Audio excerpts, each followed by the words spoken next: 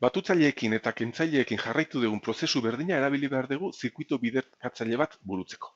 Ikusi behar dugu nola egiten ditugun biderketak bai sistema martarran, bai sistema bitarran, eta hortik atera behar dugu logika zirkuitoa egiteko.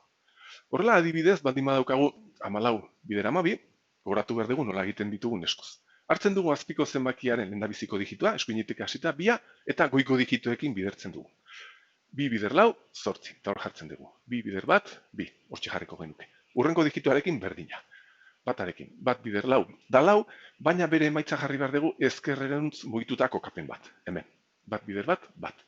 Behin biderketatxo horiek eginda, kokapen horiekin batu egin behar ditugu. 8 gehi 0, 8, 2 gehi 4, 6, 1 gehi 0, 1. 168 izango zen biderketa horren emaitza.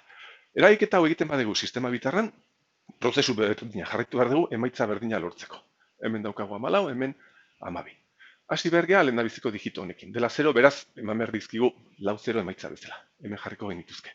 Bigarren 0arekin berdina. Baina bere kokapena izan behar da ezkerreruntz posizio bat mugituta hementxe. Bat honekin lortu behar dugu hemengo zenbaki berdina. 1-1-1-0. Baina hemen jarrita. Eta azkeneko bat horrekin berdina. Goiko zenbakia, baina horrelaxe kokatuta. Biderketa guzti hauek eginda, batu egin behar ditugu kokapen hauekin. Izango genuke hemen 0, 0, 0, hemen 1, 1 gehi 1, 0, eramana 1, 1 gehi 1, gehi 1, dela 3, izan behar da 1, eta eramana 1. Beraz, 1 gehi 1, 0, eta bere eramana 1. Hau izango zen, 168 sistema bitarran. Hemen duzue adibide honetan erabili dugun biderketaren prozesuaren eskema orokorra osoa. Bagabiltza 4 biteko bi zenbaki bidertzen, eta egiten duguna da, digitoa hartu, behazpi 0, eta bidertu goiko digito guzti horiekin lehendabiziko lerroa betetzeko. Hemen duzu B0, termino guztietan bidertuta A0ekin, A1ekin, A2 eta A3. Urrengo lerroan erabiltzen dugu B1. Bidertzen dugula A0ekin, A1ekin, A2ekin eta A3ekin. Eta horrela betetzen ditugu beste bi lerroak kokapen hauekin. Bakoitza bere kokapenan ipinita. Hemen konturatu beharko zarete, egiten dugunean bi biten biderketa aritmetikoa, eragiketa hori da handera egita logikoaren berdin-berdina. Beraz, B0, bider A0 egiteko erabili dezakegu handera egita. B0, and A0. Hoi da lehendabiziko gauza garrantzitsua. Eta behin termino guzti hauek ditugunean, kokapen hauetan geratzen zaigu hauek batutzea. Eta egin behar duguna da pausoz egin gauzak. Termino zuzenean pasatu behar zaigu emaitzaren lehendabiziko bitontara. Bigarren urratsan daukagu termino hau gehi beste termino hori. Orduen, batu ditzakegu eta eman behar digu emaitza bat pasatu behar dela honutza. Baina eragiketa honetan izan dezakegu eraman bat. Orduen, eraman hori pasatu behar dugu urrengo urratsera.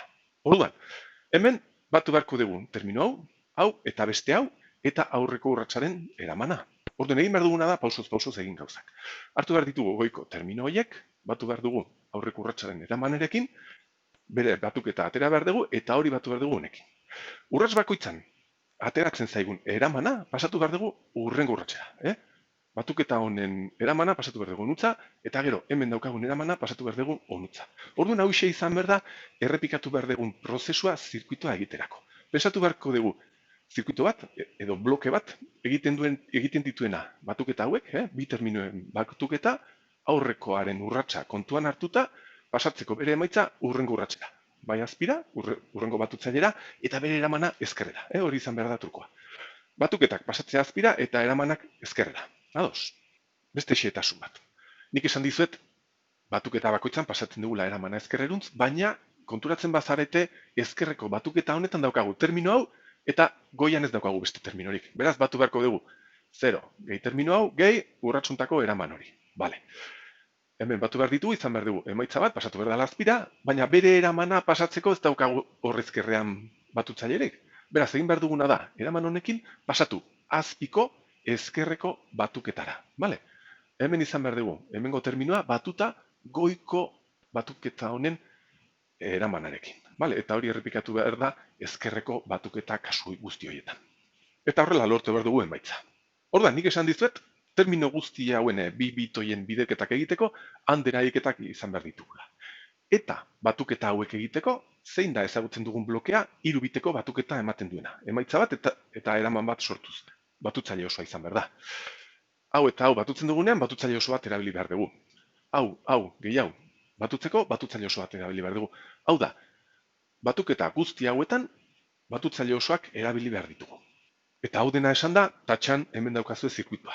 Haundia eta zakarra, baina bakarrik erabiltzen dituenak handateak eta batutzaile osoak. Handatetan egiten duguna da digito guztien biderketak lortu. Hemen adibidez, lerro honetan izan behar dugu. B0 bidertuta A0, A1, A2 eta A3rekin. Emaitzak handate horien irteeran esango genituzke. Bigarren lerroan B1 bidertuta A0, A1, A2 eta A3 kokapena hemendik hasita. Eta berdina B2 digitoarekin eta B3 digitoarekin. Eta batutzaile oso bakoitzak egiten duena kokapen guztietan berdina izan behar da. Begiratu dezagun adibidez honek. Honek batu behar du bere kokapenaren terminoa, A1 bider B1, goitik ailegatzen zaion emaitzarekin. Eta eskuinetik ailegatzen zaion eramanarekin. Hiru bit horiek batu behar ditu, eta bere emaitza, batuketaren emaitza pasatu behar du azpira, eta bere eramana ezkerrera. Salbuespen bat egon behar da hemen, zeren adibidez, lehen lerroko batutzaile oso horiek ez daukate batuketarik bere goian. Beraz, adibidez, batutzaile honek egiten duena da, bere terminoa hartu, A0, bider B0, batu goian ez duen emaitzarekin, beraz 0 jarri behar dugu, eta eskuinetik ailegatzen zaion eramanerekin. Ez dugunez, 0 jarri behar dugu. Beraz, lehen lerroko batutzaile hauek ez daukate zentzuri, zeren egiten duten gauza bakarra da, termino horiek onutza pasatu. Baina, maila honen estruktura mantentzeagatik utzi egin ditugu. Beste salbuespentxo bat izan behar dira ezkerreko batuketa horiek. Zeren horiek ez daukate goian batuketarik ez aia ailegatu behar beste batuketa baten emaitza. Begiratu dezagun adibidez onutza. Batutzaile honek egin behar duena da hartu bere kokapenaren terminoa, A3. Bider B1, onutza ailegatu beharko zitzaion goiko batuketaren emaitza, baina ez dagoenez ez aia ailegatu behar. Baina hori bai, ailegatu behar zaio honen eramana. Honen eramana pasatu beharko zen ezkerrera, baina hemen ez dagoenez batutzailerik, eraman hori pasatu behar da onutza. Ados. Eta hau errepikatu behar da ezkerreko batutzaile guzti horietan. Eta azkenak, honen eramana izan behar da emaitzaren 8. bita garrantzitsuena. Beraz, laburpen bezala.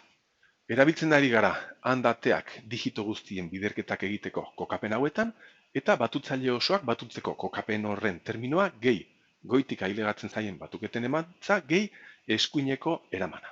Eta batuketa horren emaitza pasatu behar da azpiko batutzailera eta eramana ezkerrera. Hori da egiten duguna salbuespen hauekin.